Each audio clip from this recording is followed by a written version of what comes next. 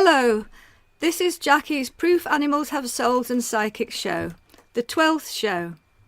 I'd like to give you the titles of my 3 books for new listeners. That's Moses and Jesus the Shamans and my Proof Animals Have Souls series, namely Proof Animals Have Souls and 500 Plus Celebrities Go Vegetarian. My books are e-books and paperbacks on Amazon with scholarly reviews on my website, which is www.jackiejoneshunt.com, and the Jackie is Jackie, Jones, Jones, Hunt, Hunt.com. All small case, all one word. If you click my website, the book images will come up, and if you click the book images, it takes you to the Amazon links. I welcome listeners to contact me with their views and questions, and my email is jackiejoneshunt.com. jackiejoneshunt@gmail.com. And importantly, I thank listeners with their Amazon and online bookshop reviews. Thank you for the time that you spend doing that. As a passionate decades-long vegetarian and psychical researcher myself, I have invited an English ghost hunter, Lee Craven, to this week's show. Lee was born in 1979 in West Yorkshire, England, and has a teenage son and daughter. Currently, Lee runs an urban exploring channel on YouTube called Rhythm Decay Urbex, and in the past he has worked with international medium Derek Acora and West Yorkshire Paranormal Ghost Dimension on Amazon Prime and Sky TV. I just want to add to listeners, we're sitting with a number of physically alive dogs who may want to chip in during the interview. We have... There's more than 6 dogs here, and they're all listening intently. So I would like to welcome Lee to the show, Lee Craven. And I would like to ask Lee, when did you discover you are mediumistic? Hi, Jackie. It's a pleasure to be on. So I've always been interested in the paranormal from a very young age. It's something that I found intriguing. I got into ghost hunting in the year 2000, but I didn't develop my mediumistic abilities until around 2006. Yes. Okay. Do you see, hear, or sense spirit animals? Most definitely. There was one incident in particular where I was very young, probably one of my earliest memories. And we had like a little chocolate Labrador, I believe she was, and she developed, I think it was a tumour or something like that. Unfortunately, she had to be put to sleep. Now, at my mum's house where I was at the time, the staircase used to go up and then bend around to the right-hand side. So we used to have this step in the corner that was wider than the rest of the stairs. Yes. That's where she used to sleep. Yes. As I came out of the bedroom that night, I walked forward and she was sat there as clear as day. I can see her now. She was literally just sat there in the corner of the step where she always slept. Now, the strange thing about that is she was actually put to sleep, unfortunately, about 3 o'clock in the afternoon. And this was about 8 o'clock at night. But being sort of half asleep and being young, I didn't think anything of it. I literally went back to bed.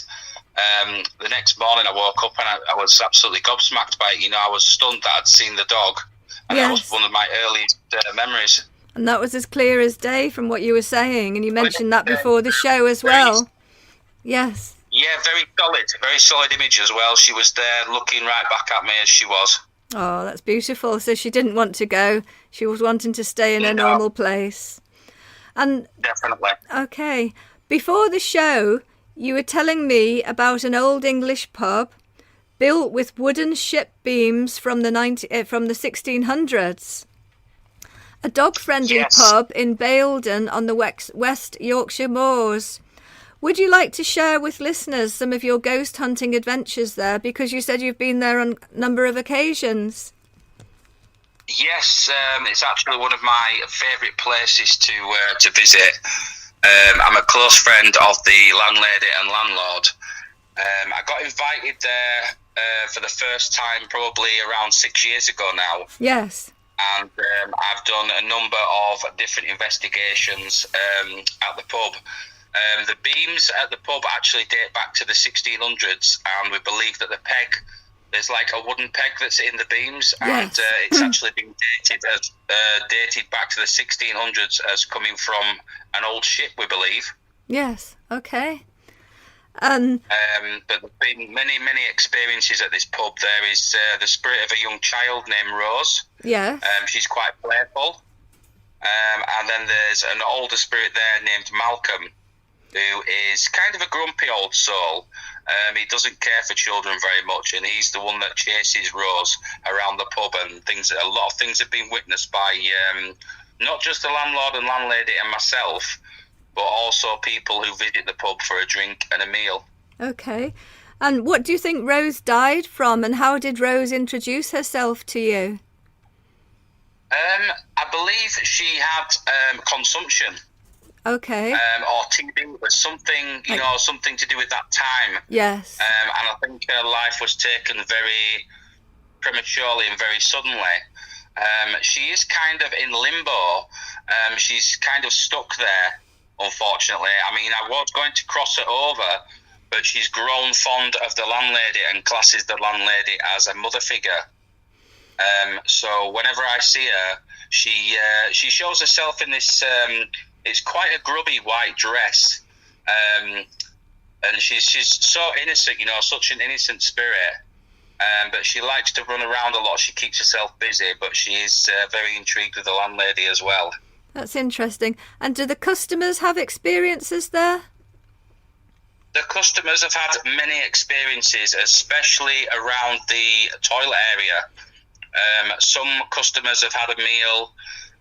They've been drinking there. They've gone to the toilet and they've literally felt so uneasy. Things have happened to them that they've actually ran out of the toilet. There's like an old corridor back there. Yes. And many guests have been known to flee the toilet area as well. So these Rose and the grumpy old male spirit, what era would you say they were from, please? Rose is from around the 1800s. I would put her about between 1830 and 1840. Malcolm is a little bit more recent. I believe Malcolm was something to do with some stable lands that was there. I believe it was like an old farm at one point, and Malcolm was something to do with tending to the horses or something like that. I believe he's from the later 1800s, around 1880. Right, okay, thank you. Would you like to tell listeners about your experiences in the 1800s English Stockport workhouse that later became an asylum? Because you mentioned before the show that you've done some investigation work there. I have, yes. That was a very, very interesting place, the Stockport workhouse. It dates back to the early 1800s, 1842, I believe. Yes. And it was a pauper workhouse. Now, at the time, people was crying out for work. There was actually riots because people wanted to work there. They actually wanted to get in there. But the conditions were so horrific that once they entered this place, basically you never left. You was working for food, and that was it, and shelter. When I explored this place, as I do, I explore a lot of abandoned buildings with a lot of history. Yes. And when I explored this place, I actually found a stone morgue slab in the basement that still remains as well. But one interesting story about the Stockport workhouse is the males and females were kept completely apart, and they was only allowed to see each other once a month. That's horrible, there was isn't it? also... It was an horrific place. Yes. The vibes I was getting back wasn't nice. There's also some what's called suicide bars on the stairs, which is there to keep the inmates from throwing themselves down the stairs and committing suicide, which was quite horrific. The bars still remain to this day. The bars are still in place on the stairs. But the other thing that was very shocking was the layout of the building was done deliberately to disorientate people. Basically, the floors would be slanted. They would change direction very quickly to throw people off balance and disorientate people. You know, the conditions that these people was kept in was quite horrific, really. Sounds like it. What did they make in the workhouse? It sounds, as you call them inmates, it was more like prisoners, wasn't it, rather than employees? It was. It really was. I believe it was used for basically the cotton industry and things like that, you know, fabrics. Cotton, things, yes. Yes, I believe so. Wool and fabric. A lot of manual lifting involved, a lot of hard work involved. There was also children on site as well. I believe the males occupied the north side of the building. The females was on the south, and the children's quarters and schoolrooms were located in what's called cross wings of the main block. So it was built in such a way as almost like a cross. You had a giant cross, Yes. and each people had their own designated areas where they would not see the other people. You know, the children were separate. The children was very young as well. It was very horrific. Okay. I'll put your contact details and YouTube channel in the blog so that people can look up the evidence that you've been collecting. So you use cameras and audio equipment. Would you like to mention some of the equipment that you use, please? Yeah, we've got actually quite a vast array of equipment that we use. I mean, obviously myself as a medium, I think the best piece of equipment is, you know, myself. Yes. I like to go in and do things raw. But for the viewer's point of view, who are always seeking more proof of, you know, that spirits exist, they want to see more proof. We do have K2 meters, which are your standard meters, you know, with the green light. You see them on a lot of shows. They emit electromagnetic field. We've also got a lot of voice recorders. We also have some custom kit as well, which has been made for us. Yes. And it's quite a funny little piece of kit is this, but on my YouTube channel, you'll actually see it in action at the old Glen House that we've previously been talking about. Yes.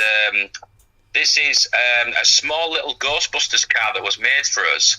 And what this does is, if anything goes near it and touches it at the back, it drives forward and the headlights flash. But on the top of it has also what's called a REM pod, so it's audible. And what happens is the lights flash if it's touched at the top. It's a great piece of kit, especially for child spirits. Excellent.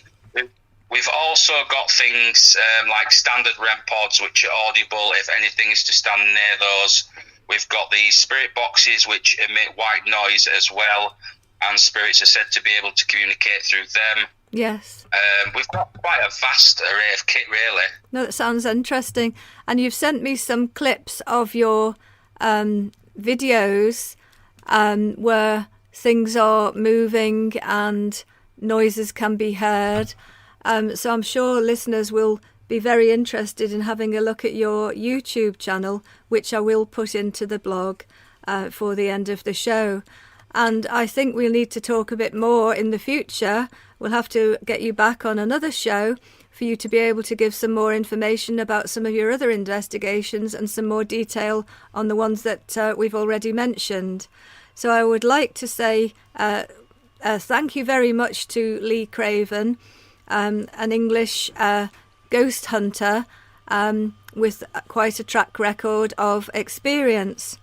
So thank you very much, Lee, for coming along, and I hope you'll be able to come back another time and we can go into things in more detail. So it's a pleasure speaking with you. Thank you for having me. It's been a pleasure to speak to you all. Thank you very much.